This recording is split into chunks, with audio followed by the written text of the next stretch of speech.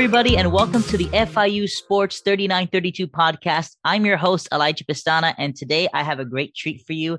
I have an FIU soccer player for the men's forward team, Andoni Garrogerricaechebarria. Did I say that right? Yes, correct. Oh, man. Thank you so much for actually being into this podcast. My pleasure. Andoni, every time when somebody interviews you or has a talk with you, you always have the importance of talking about your culture, your history, and your family name.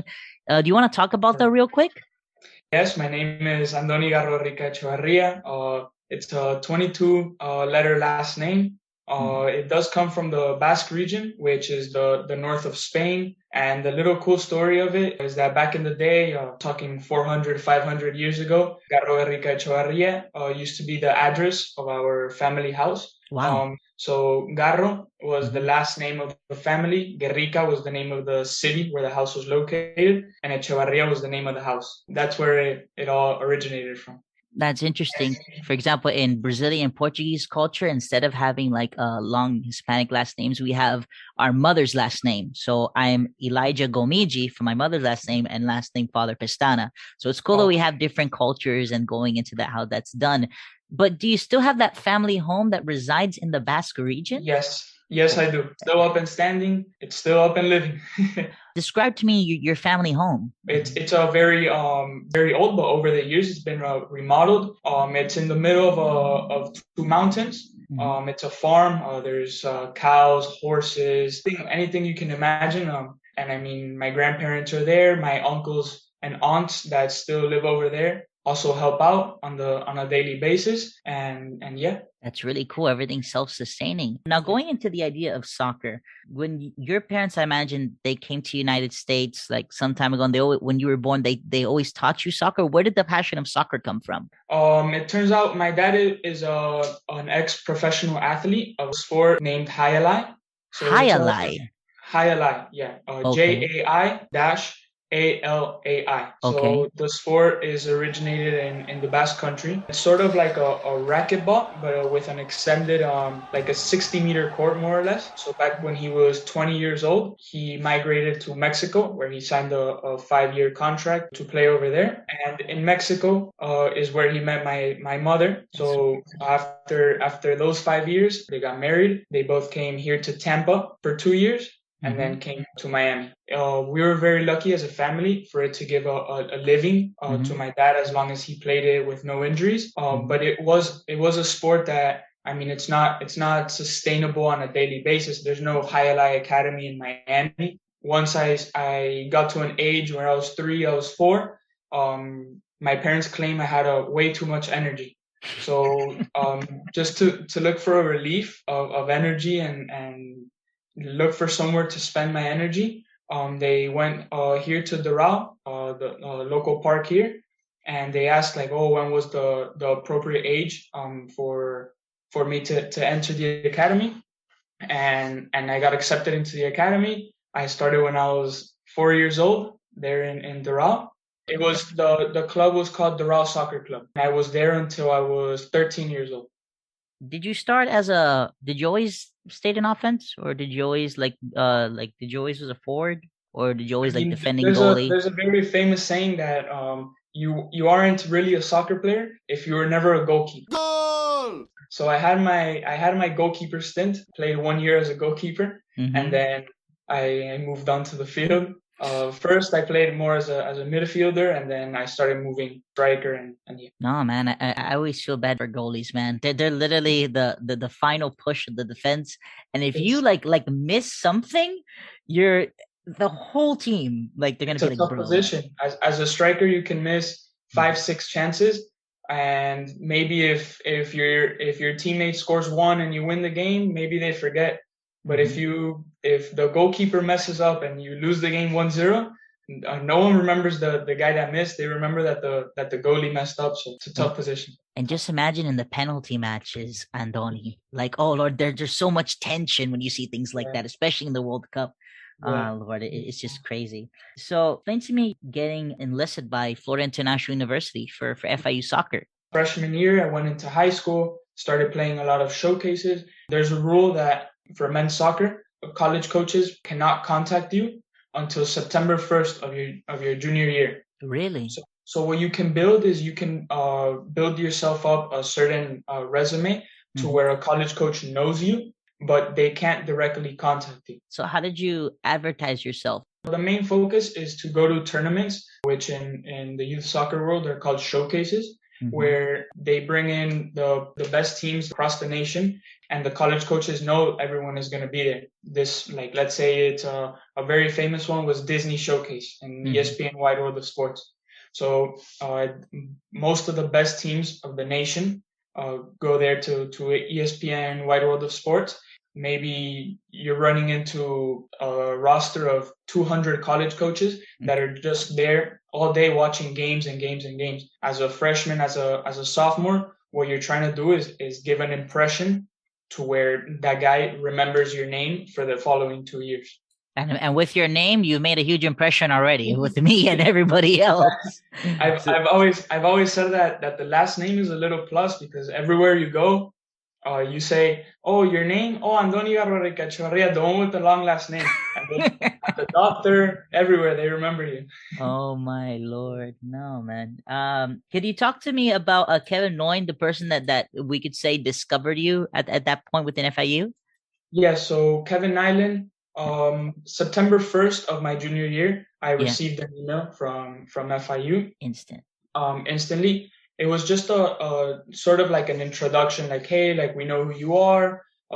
If you're willing to come to any games, just let us know. And that's how it went. So junior year, I was very fortunate and at the club level, because Mhm. that's another very important thing that high school soccer is important, but the main focus of youth soccer here is club soccer, Okay. which is external. It's outside of your high school.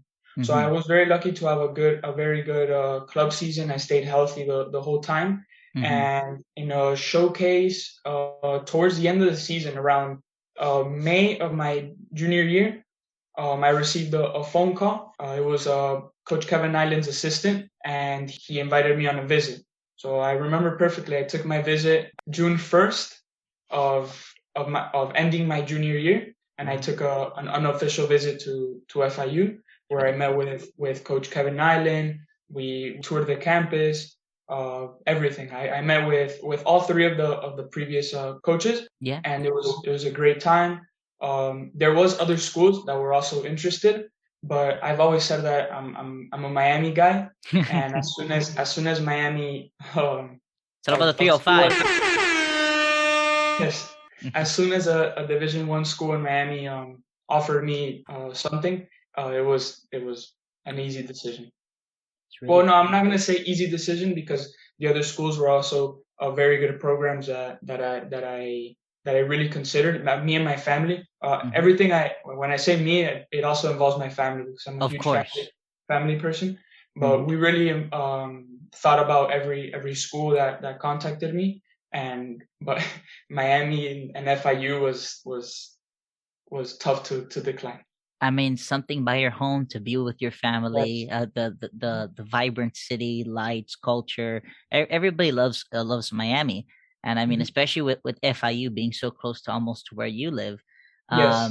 Within that, I know that you have a different coach now, Cal Russell. But Yes. could you explain to me the transition between Kevin and Cal, and what were you the difference of the training and your relationship with the coach now? Yes. I mean, I'm always a person that loves to have a very great relationships with coaches, Mm-hmm. and I'm a firm believer in that you should never close doors, Yeah. because at the end of the day, I never know if 10 years from now I'm gonna run into a coach that I had, Yeah. and he'll give me an opportunity, whatever he's doing, maybe not soccer, but anything else. So Coach Kevin actually takes the Boston job around January, right Mm-hmm. before COVID. Wow. So we're left with the two assistants, and we were training everything, Mm-hmm. and the search for a new coach began. So the two assistants from before one day tell us that they have decided to go with follow Coach Kevin to Boston, Mm-hmm. and we at that point we were left with no coaches. How So how this was was so this sorry. was about a week. a Yeah. week that we had no named coach. So this is when one day we have a meeting with athletic director Julie Berg, and Mm-hmm. we're introduced to Coach Kyle Russell. Mm-hmm. Ever since the first day, Coach Kyle gave us exactly what he wanted. He didn't try and sell us smoke of oh no, we wanna do this or we wanna do that. He was very straight to the point of what he wanted to do. Mm-hmm. And then COVID hits. So COVID hit, I think like a week into training with Coach Kyle. Wow. COVID hits, everyone goes home, Zoom, and I think the coaching staff again in August made a huge effort and to be able to get us training. Yeah. So the main I would say that Coach Kevin and Coach Kyle are both very important to me. I've Mm-hmm. had great relationships with them. They're very hungry guys to win. They're very smart guys to win.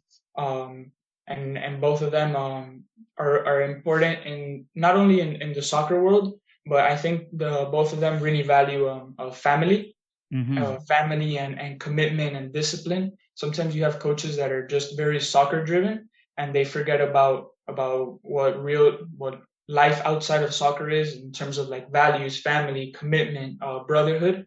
And I think both of them really resemble that very well. Going into brotherhood, tell me about your team in FIU sports.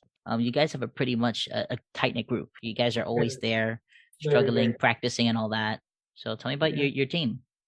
I mean, at the end of the day, your team becomes your brothers. You're up at 6 in the morning every day, training, and you're seeing each other's faces all the time. And whatever your brother is struggling with affects you as well.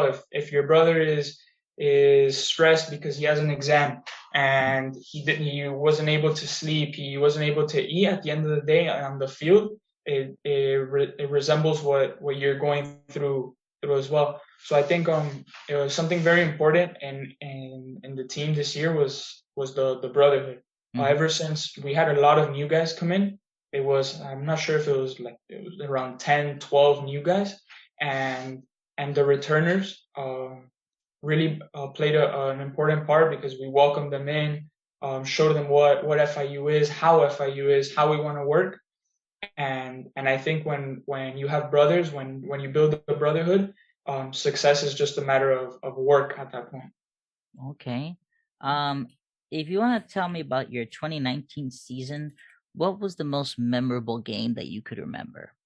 Out of my 2019 freshman season, Yeah, um, 'cause I know I you would had. say on a personal note, probably my first college goal, which I Mhm. scored at USF at Corbett Stadium. I always remember that one. My Yeah. first goal, but most memorable game, I Mm-hmm. would probably say the Kentucky game where we were held back, we were pinned back by a very good Kentucky team, Mm-hmm. and we find a way in the 89th minute to score, and we saw out the game and just playing on the road in a very beautiful stadium like Kentucky is. Yeah.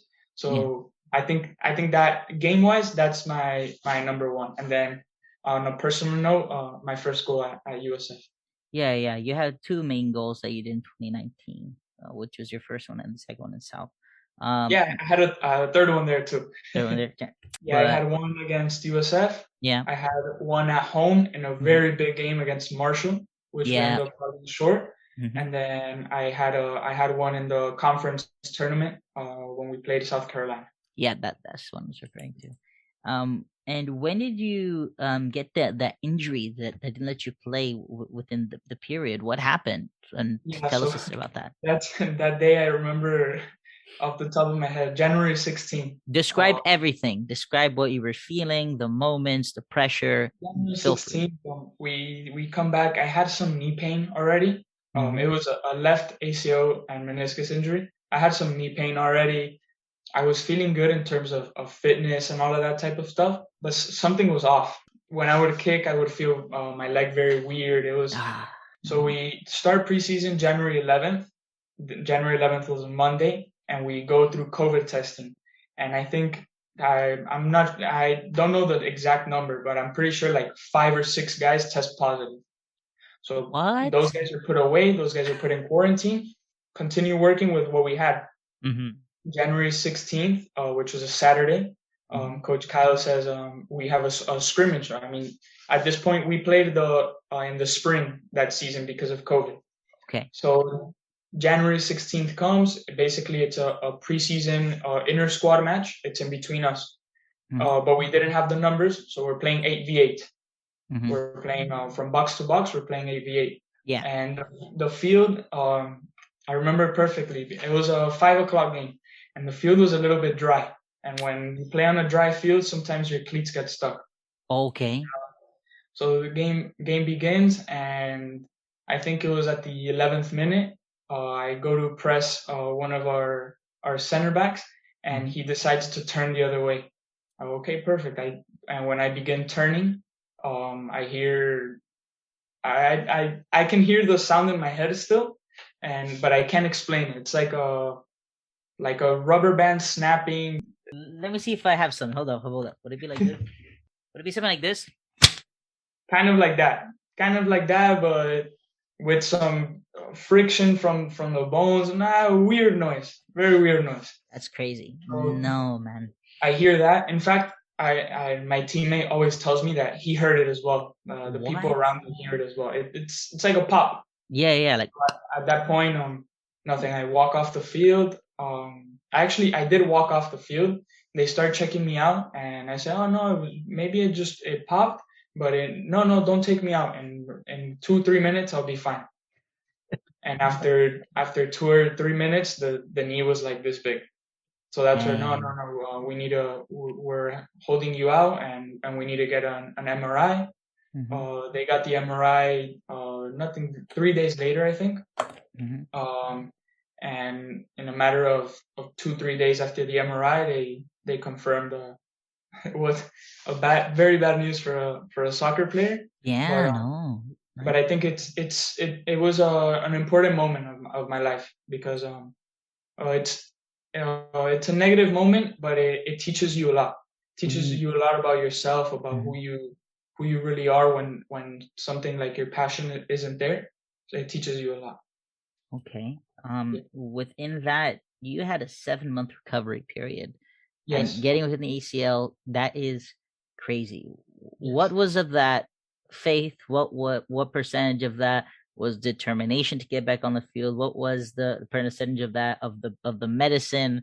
Like, what drove you back to the field for you to say, you know what, this is not going to stop me? No, it's a mixture of a lot of things. Mhm. February 9th, I get surgery. Okay. And most of my initial thoughts were, why does this happen to me? What did I do wrong? Am I deserving like bad karma? Like those are your initial thoughts. Mhm. Um, Slowly you start picturing that you only get back stronger from this. Mhm. So I started rehab. Day one, February 9th, surgery. February 10th, I was in rehab. Okay. So you start a very slow process that you have to. I mean, right now we say 7 months is quick, but Yeah. to me those 7 months felt like it was 2 years. Wow. I would say that if I had to, when I speak to people that have recently toured, or I have friends that have reached out, like, hey, like, how was it? Like, I don't like being harsh, but I don't like lying either. And it Mm-hmm. is a very tough 7 months if you're an athlete, and for anyone, it's a very tough 7 months. So you concentrate on your rehab. You look forward into thinking of like what that moment would feel like when you step back on the field. You surround yourself with people that you know are very important to you. My family, my friends, those people know who they are, but Yeah. they really really helped me a lot. And then another thing is the moment you touch the field again, and it's like uh, you feel amazing. Yeah. Yeah. Yeah. Um, Within that, you got back within the this upcoming year, 2021 and 2022. Yes. You're playing a couple of games at this point. Yes. What are you feeling within this new year? Because right now, you left when everything of quarantine was happening, and now you're coming back when everything was being relieved at this point. What is the difference between the training and the transition going Well, within I would the say stuff like the that? main difference in the training and the transition was is basically the team. Okay. We had a much better well formed team this year, Hmm. um, and it was everything was working out fine. So I get cleared on August 25th, if I'm not wrong. But you through because of protocol and everything, you have to go through at least 7 days of full training, like Okay. full contact training where you can get hit and you can hit as well with full contact. So since there's games and stuff like that, 7 days of training, I think put me that I wasn't like officially cleared to play in a game until September 10th. And Hmm. the game after September 10th was September 12th, which was a Sunday, where we beat UTRGV. Hmm. Yeah, I Um, have it there. so that first feeling of when you walk on the field, it's like wow, like I never you. It's a feeling that you think that it's never coming. Hmm. At the beginning, you feel a lot of hype, and it's like, oh, I'm back, and you feel that way. But as you start progressing through the season, you start realizing that 7 months is a very long time, and that you lost a lot of rhythm. Yeah. So that was something very very tough for me. Um, I realized that I was back, and then it was a very slow process realizing that I was healthy, but that I wasn't really in rhythm to to compete totally normal. So that was a hard hit. Yeah, but Um, the fact and your perseverance of keep on going, I mean, you're still here now. So yes, I yeah, and yes, like yes, of course. yeah, so Of course, but as an athlete, you always like, for example, when you're not playing, the first thing you want is to play, even if it's 5 minutes. And mm-hmm. then once you get 5 minutes, you want to get 20 minutes. And once you get 20, you want 45. And once you get 45, you want 90. So it's that feeling. Once I got five, I wanted 20, and I realized that. And once I got 20, I realized that I wasn't really ready for 45. I didn't have the rhythm, Mm-hmm. and that's one of the hardest things that I'll be very appreciative of everyone that was around me. Mm-hmm. It's that people that were very close to me really really helped me out.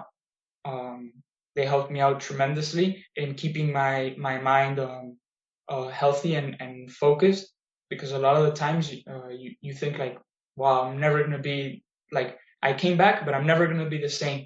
And the people close to me made sure that know that I stayed focused, and that things will always, it's just a matter of rhythm, it's just a matter of time and muscle memory to get back. What are you studying in regards of international university? Like, for example, I'm studying broadcast media. For wanting to be a talk show host in the future. What are you studying while you're doing soccer in FIU? So I'm doing a double major Mm-hmm. in international business and finance. Oh, okay. And what are you trying to achieve with that degree? Are you trying to start your own business? Are you trying to help things within your family? No, for the beginning, I also want to go to grad school. Oh, Um, okay. yes, I really want to pursue grad school, but for the beginning, I would like to get into, for example, something along the lines of like investment banking or wealth management, something along those lines. You're a Bitcoin guy, aren't you? No, no, I No. actually do not know much about cryptocurrency. I follow a little bit of the stock market, but Oh, okay. yeah, yeah, I'm a little bit into the stock market, but So let me tell you this. Are you a person like high risk, like profit, no, gains? Or are you no, someone like no, me that's like invest in an ETF, wait for the dividends to no, go no, no. in? I see green, and I'm like, oh, should I sell? Should I sell? Should I sell? No, no, no, no. That's me right now with the market. We're having a bear market right now, and Yes, yes. I'm looking at everything is like, man, but all these dividends, why aren't they going high? It's just but just like your injury, it tells me, that it's just the transition, and within that, we're gonna get some highs, hopefully in the future. Yes, yes, Yeah, yeah. yes. But I'm happy to see that I could speak to somebody about stocks. And you're like, what? Um, Now I want to play a little game with you. It's basically like a this or that. Hmm. So for example, if I say red or blue, you're gonna tell me like an example. Blue. Blue. Okay, yeah. So whatever you most likely prefer. Okay, Okay. perfect. So I'm just gonna start this now. This or that with Andoni Garrogerricaechebarria. Are you ready? Yes. Did I say your name right this time again? Yes, you did. Good. Practice makes perfect. Okay. So would you prefer a Spanish churro or a Venezuelan tequeño? Spanish churro. Would you prefer the Miami beaches or the beaches of Dona Sebastian? The Miami beaches. South Point over anything. Wow. Okay. All right. Offense or defense play? Offense. Okay. $1 million or 1 million euros? Euros. Do you prefer eating fish or meat? Meat. Real Madrid or Barcelona? Between those two, Barcelona, but Athletic Bilbao. Okay, thank you. Yeah. All right, there's this guy. What's it called? Big game or short game? Big game. I like hype. Family or loyalty? I think those go a little bit hand in hand, but I'm a family guy. Okay. But I'm also very loyal. Coachella or Ultra? Never been to any, but I'll say Ultra. Okay. And the last one, I'm just thinking of on the top of my head. Okay. David Beckham or Neymar? Ooh, that was a good one. Yeah. Neymar is too talented. Yeah. I think I'm going with Neymar. Okay. That's good. Oh, that was actually really good. My issue is with most Latin American teams is that they only focus on the one player, whether it be the Messi, whether it be the Neymar, whether it be the Pele. Well, you have European teams that really try to focus on the team and the momentum. But I agree with you 100% when it comes to Neymar. But sometimes I feel he's like an actor though, you know, like Neymar, sometimes as an individual player, they can hate and they can call him a girl, that he dives, that he does this, that he does that, but yeah. What a player. Yeah, no. Andoni, do you want to wish something particular to your friends, your fans, family, any special message you have for them? Yes, definitely.